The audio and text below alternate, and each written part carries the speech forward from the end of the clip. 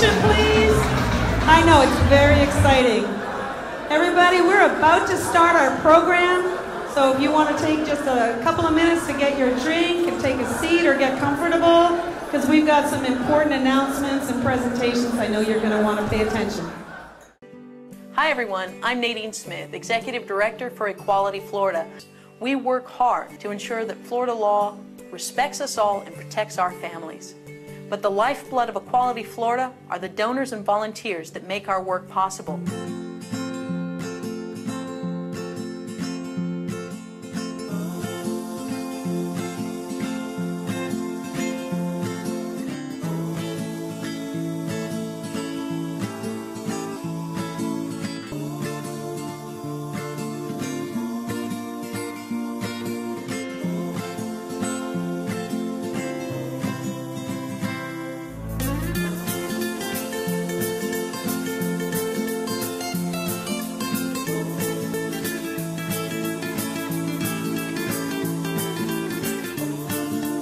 I'm lifting the stay.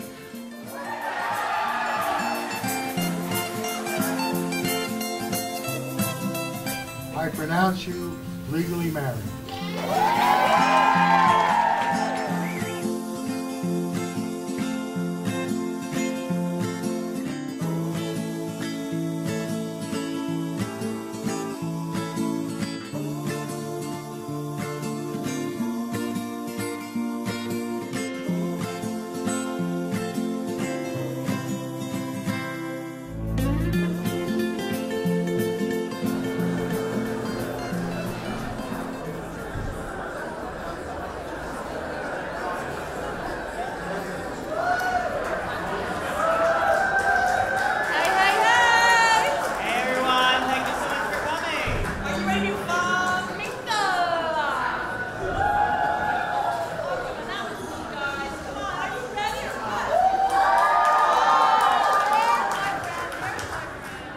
We could not be more proud to welcome you to this year's 5th Annual Equality Florida Palm Beach Gala.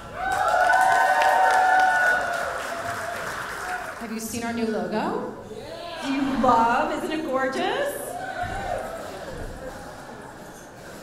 So for 5 years in a row, the statewide representing sponsor is not just for the Palm Beach Gala, but for all of Equality Florida. PNC Bank has been with us for 11 galas. Can we hear from PNC? In 2017, we actually awarded PNC Bank the inaugural Florida Business for Equality Award because PNC has helped us to realize that there is so much progress to be made. PNC participates in our Equality Means Business program and Business for a Competitive Workforce. And in the past 5 years has given a staggering $250,000 for our critical work. That is amazing. No further ado, please let me welcome to the stage, ladies and gentlemen, our PNC Vice President, Paul Abad.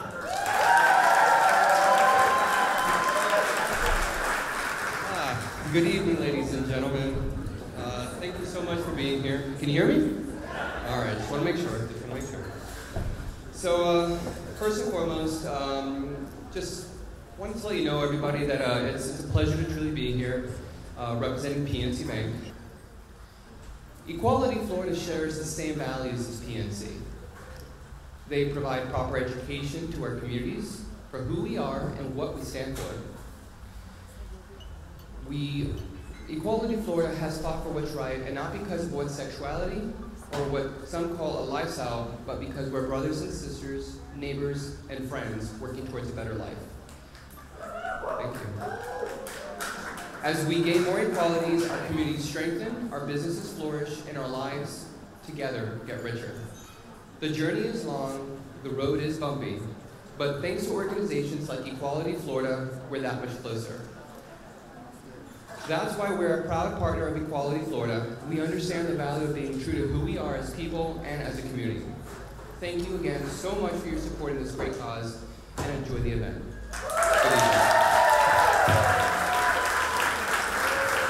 Thank give it up for Paul one more time, and PNC Bank for their huge contribution to Equality Florida over the last. So tonight, we have some very special people in the house, and that's each and every one of you. So let's give a round of applause for each and every one of you for coming out tonight. We also have some elected officials in this room tonight that I'd like to acknowledge and thank you for being here tonight. We really appreciate your support, and please hold your applause till the end of my list. Representing Congressman Alcee Hastings, Dan Liftman. Or just keep clapping. Brand new state senator elected just last week, Miss Lori Berman.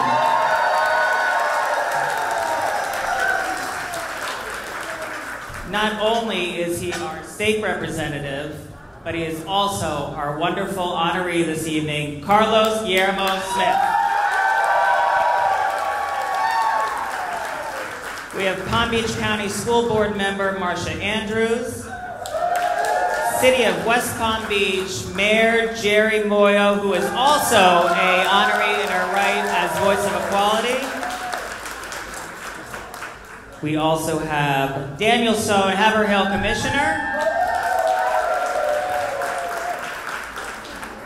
And I think I got through the list already. Also, check out our honorary host committee to see some of the other local elected officials that could not be here tonight but wanted to express their and Robert Weinroth, County Commission District 4. Thank you so much. I had 4 lists.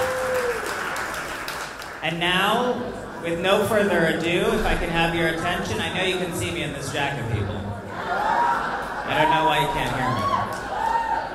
It's time to introduce the person without whom none of this would be absolutely possible. Our co-founder, CEO of Equality Florida, Ms. Nadine Smith.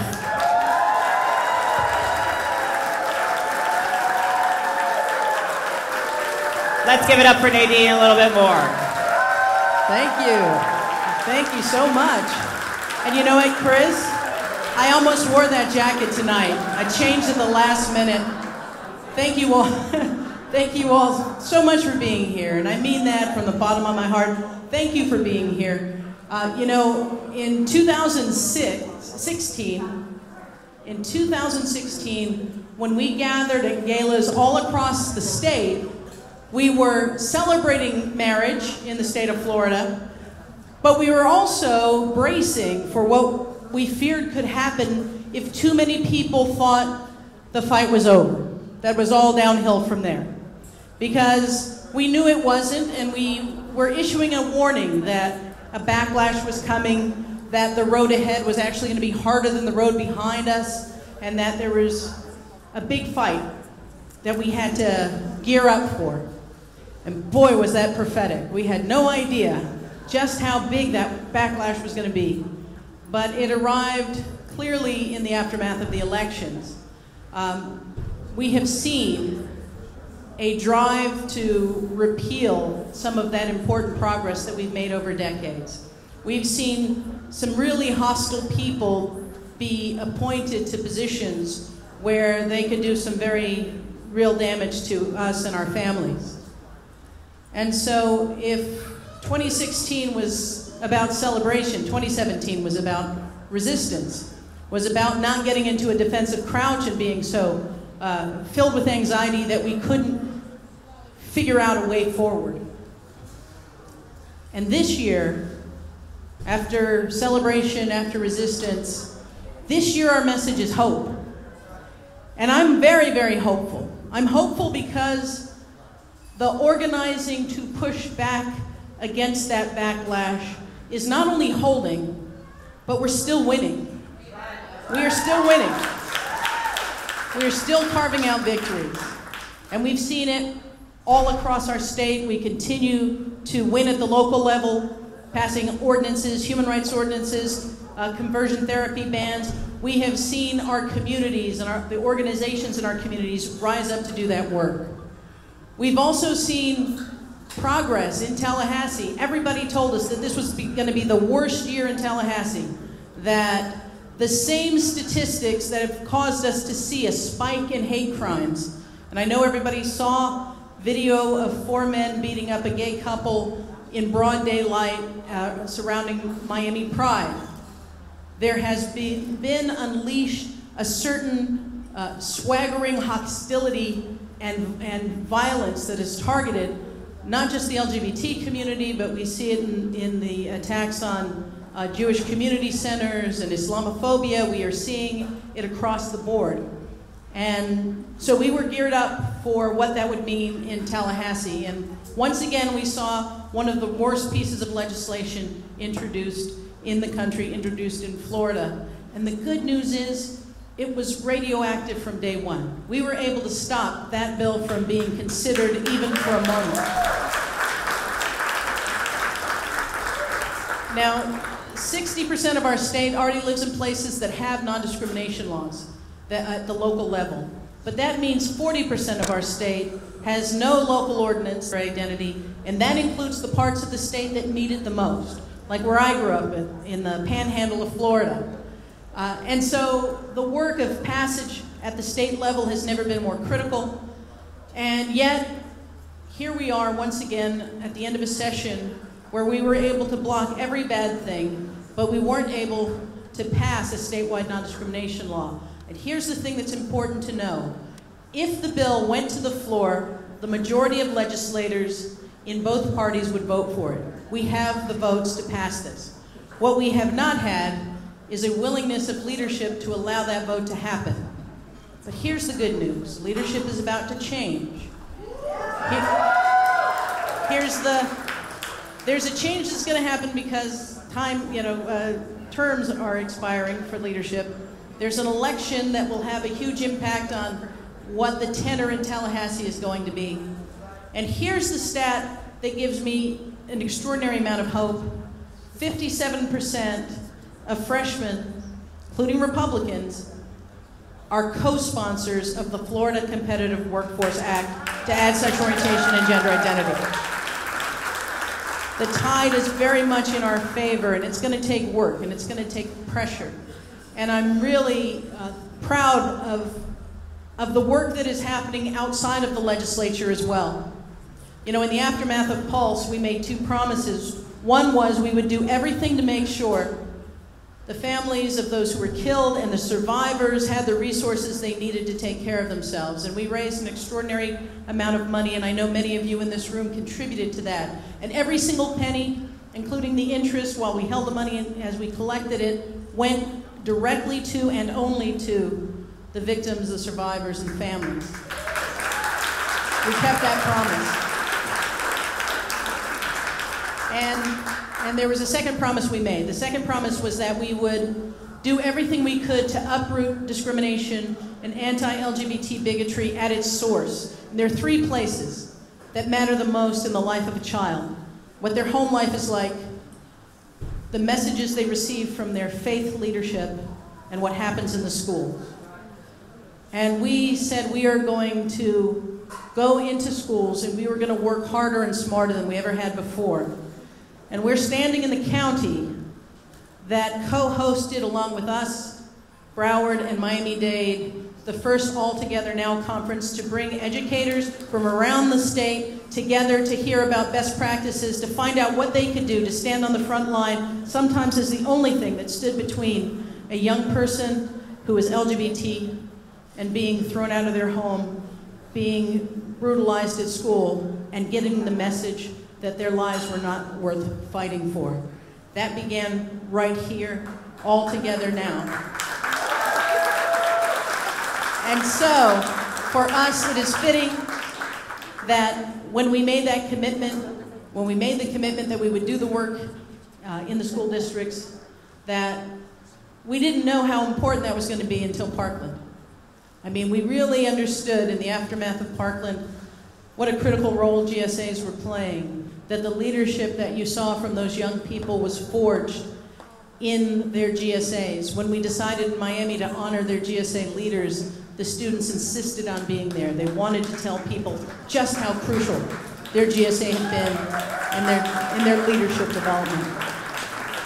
And so the work continues, and I want to thank you all for being a part of it, for helping us gear up for an election year where turning out our community will never have been more vital. And I want to thank you for standing here year after year, for contributing year after year, for investing in this vision of a Florida that treats all of us, our families, our children, with respect and dignity. And tonight, we have a $10,000 challenge grant that you will be hearing more about. But I want you thinking about the young people that we are working with. I want you to think about this moment where the resistance has produced hope. And I want you to think about the future and that vision for Florida that you continue to make possible. Thank you so very much.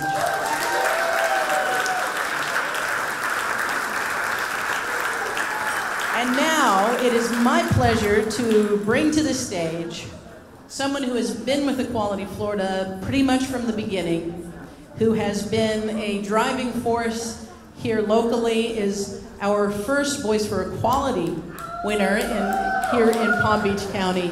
Please welcome Alan Hendricks.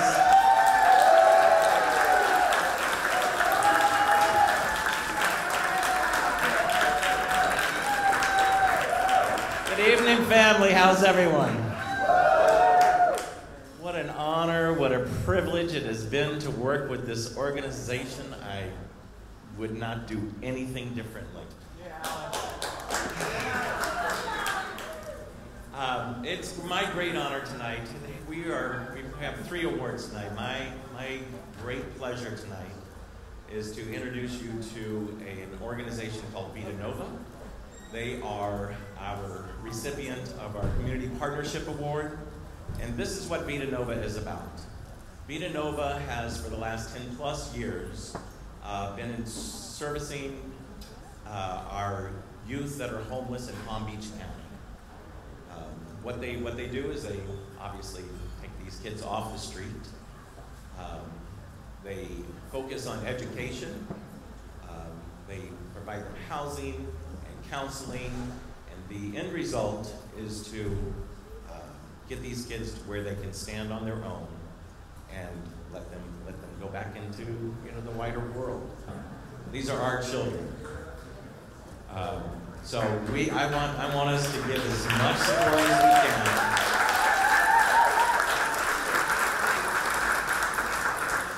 can. These are our kids. Some of them are here tonight. We've met some. So I'm going to bring Jeff up to talk a little bit about what is happening. Jeff, come on up here. We're bringing some of the crew.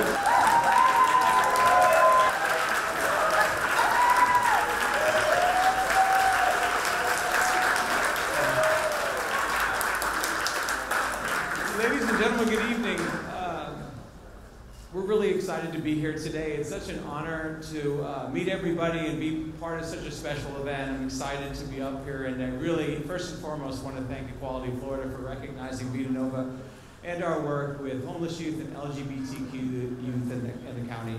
It's really special to us to be able to be part of providing services for this population, but it's also important that we make sure that everybody is treated fairly. For those of you that are not familiar with Vita Nova, let me tell you that Vita Nova is one of the few agencies here in Palm Beach County that provide direct services to youth, specifically to LGBTQ youth. There's not many of us that are providing direct services. And Vita Nova, as far as I know, is the only one providing housing for this remarkable population. Aren't these kids great? I think it's super when young people come out to support an agency that supports them. And sometimes we get support. So it's a two-way learning street, so we're really excited. Thank you all very much. We're very happy to be here, and I hope to be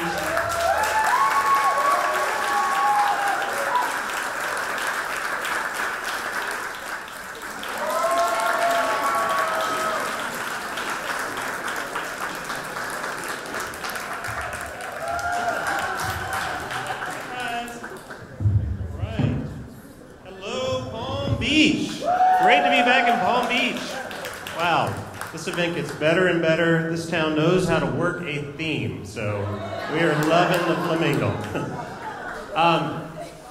I'm going to have the honor of introducing this year's Service and Leadership Award winner.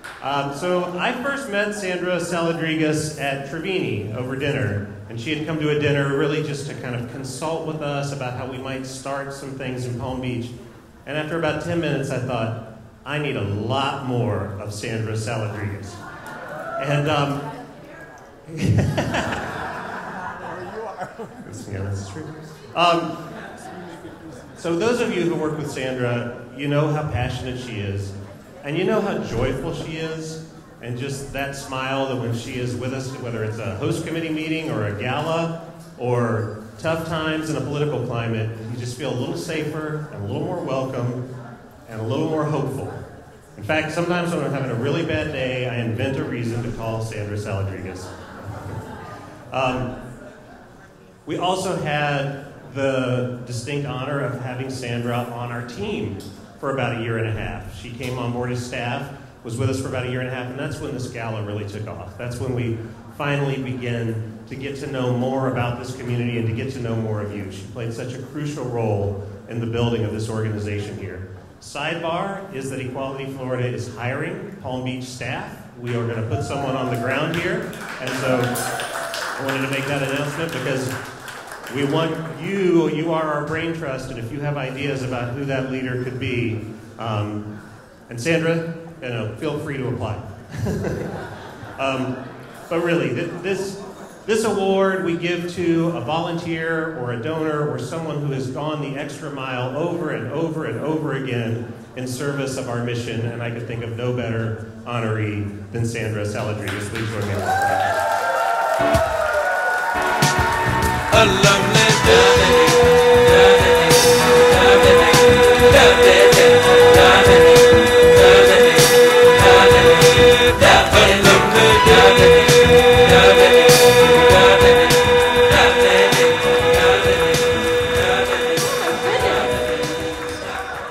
Oh, it's so beautiful. Get a hold of it. It's really beautiful. Oh my goodness. Oh my gosh, Stratton, thank you so much. I am beyond moved and beyond honored to work with this incredible organization. It has really, truly been my pleasure to serve with you guys. To do the work that you do is mind-boggling. I did have the good fortune to actually work behind the scenes a little bit and really get a front row seat to see what they do. So you heard from Nadine tonight, and you've heard from some other leaders. That literally is the tip of the iceberg. And to know what they actually do through thick and thin, for years and years and years, it doesn't happen overnight. It really doesn't. They go back and go back and go back and fight, fight, fight. And if it doesn't happen, they don't just sit back and say, oh, well, we're done. Let's pack up our tents and go home. They keep going, no matter what. And you need to know that. And I want to thank all of you here in the audience for coming and showing up and for locking arms. And I want you to tell all of the people that you know to lock arms with us, because hot coals burn hotter together. They do. And if you keep pulling together and locking arms, you will make change. Every day you need to do it. Your voice needs to be heard, and I'm right here next to you. So thank you all so much. I'm honored.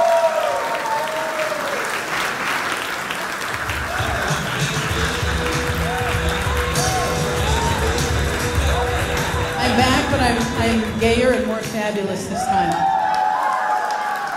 Which is only appropriate when you know who I'm about to call up to the stage to honor as our Voice for Equality winner. Now, I just want to say this. There are some stories I could tell, but I'm not going to this time.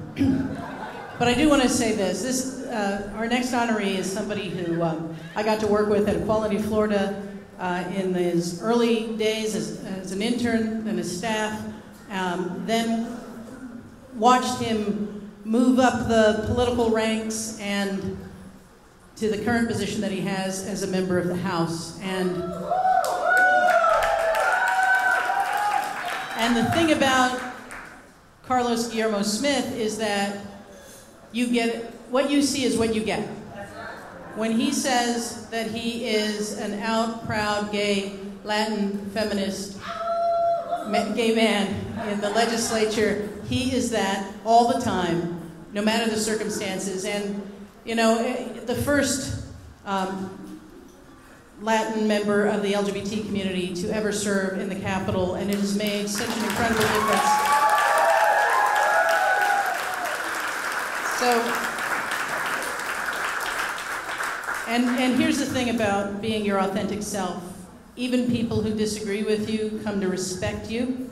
And I have seen that time and time again with Carlos in a variety of roles. And I remember there was a guy named Frank Artilles who was well, there you go. That was Frank. And but the thing about him was he not only was the sponsor of a terrible bill, but if you went into his office, he was, I guess, an ex-Marine, and he had a knife that sat like in a piece of wood, like a real knife. You could just grab it.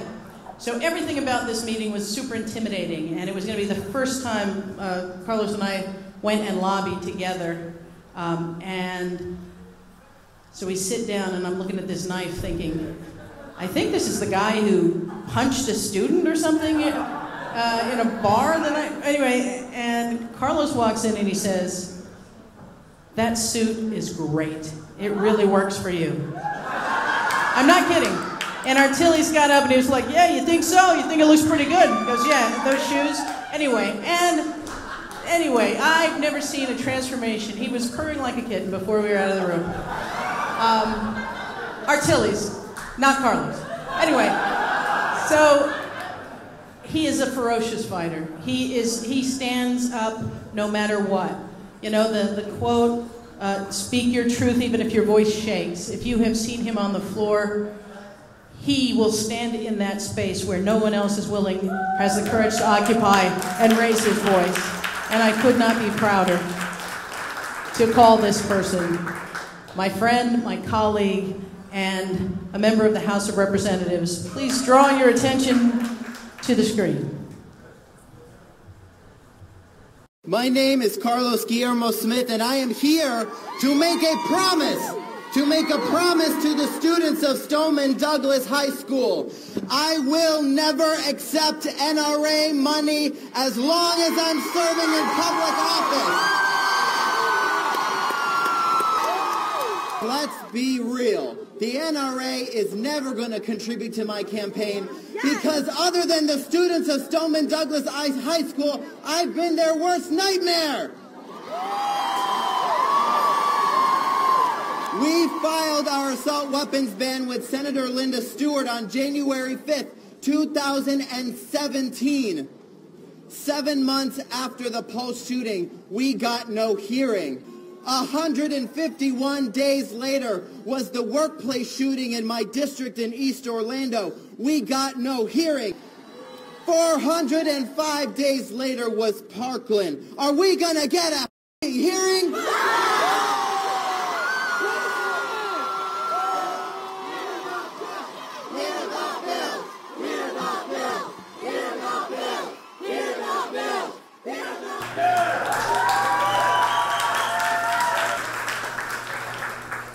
Oh, there we go. Now, before I invite Carlos up, are there any Parkland students here? Any students from Parkland in the room? Where are you at? Come on up here. Come on. Y'all can't get shy now. You've been in the halls of Tallahassee. What? All right. And are there some other students who came up to Tallahassee with us? Other students, come on up. Come on up. Come on up, students. Any other students? All right. So I wanted to make sure the students came up because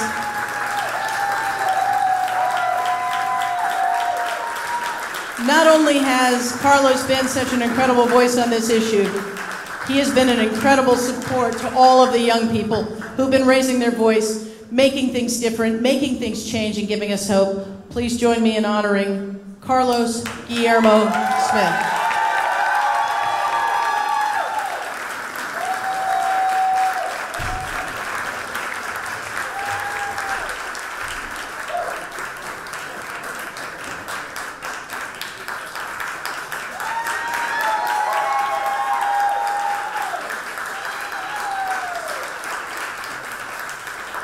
Another round of applause for the students who are up here, whose voices we need to lift up. Please crowd around me.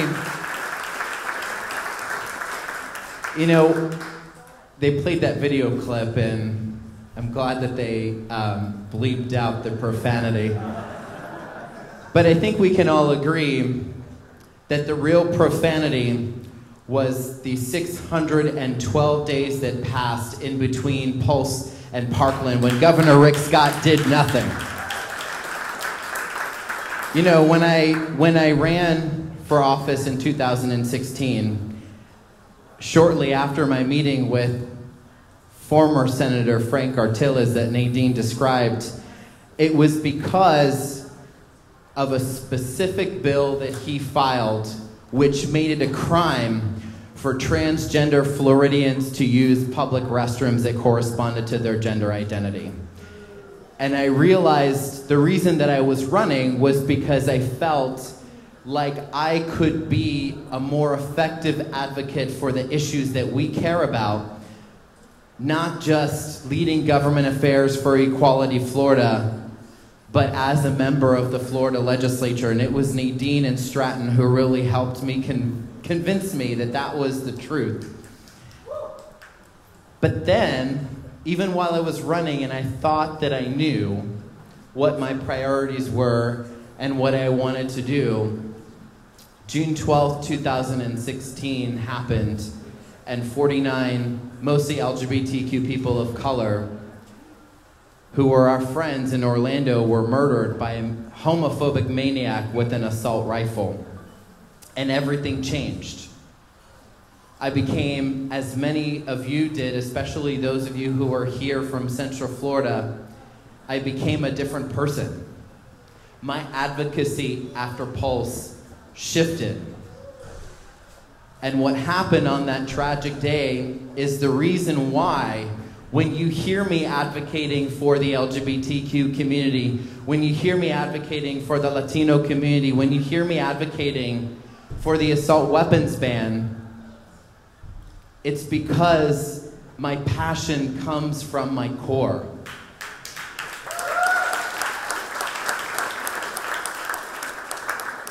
And we realized just a couple weeks ago when there was a very public trial that came from the tragedy at Pulse, and a verdict came down that disappointed many of us, myself included. We realized that justice for those 49 could not be determined by a trial or by a court.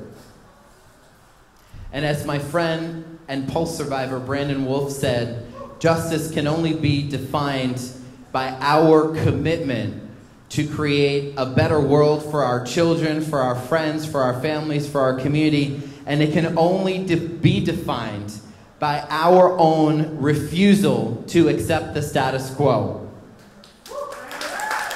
I think for me, success in the legislature and as a lawmaker can't be defined by how many bills we do or don't send to the governor. For me, it means being unapologetic. It means ruffling feathers. It means getting in people's faces a lot of the time to make our voices heard.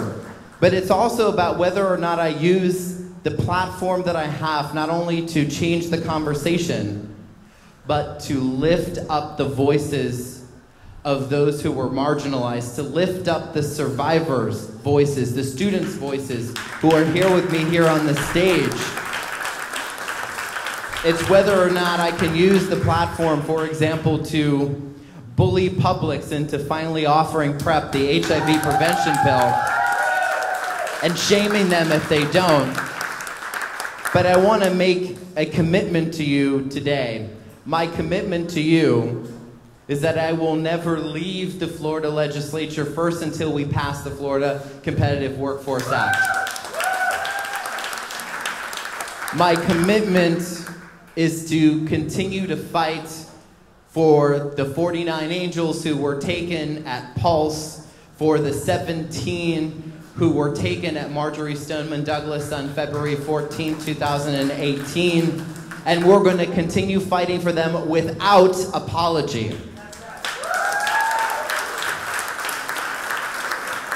And most importantly, my commitment is to continue to lift up the voices of those survivors, the students, the Never Again movement, the March for Our Lives movement, the 49 from Pulse, the survivors from Pulse, the survivors from Sandy Hook Elementary, from Las Vegas, from Sandy Springs, Texas. The list goes on and on. The 4 young people who were killed in Miami just a couple of weeks ago, that all of their lives are important, and we'll continue fighting for them. I want to thank a few people who are here. First, I want to thank my mom, Joanne, who's sitting here in the front row, who along with my father and my family instilled the values of hard work, perseverance, equality, and fairness that is within me, just the same as it was when I was a little kid. I want to thank my partner, Jarek, who's here as well, for loving me. Thank you. I want to thank, first of all, the boss of everything, and that is the incredible Ida Escamani, who's here. She's my legislative aide, and she helps get it done. But also, I want to thank the steering committee, and I want to thank Nadine, Stratton, and Rowe personally, because they have always been the ones behind the scenes to give me those pep talks, to encourage me, to make sure that I stayed on message, to make sure that we were remembering what we're fighting for. And for that, I say thank you. Thank you all for supporting the work we do. And thank you to the students who are here behind me. Appreciate it.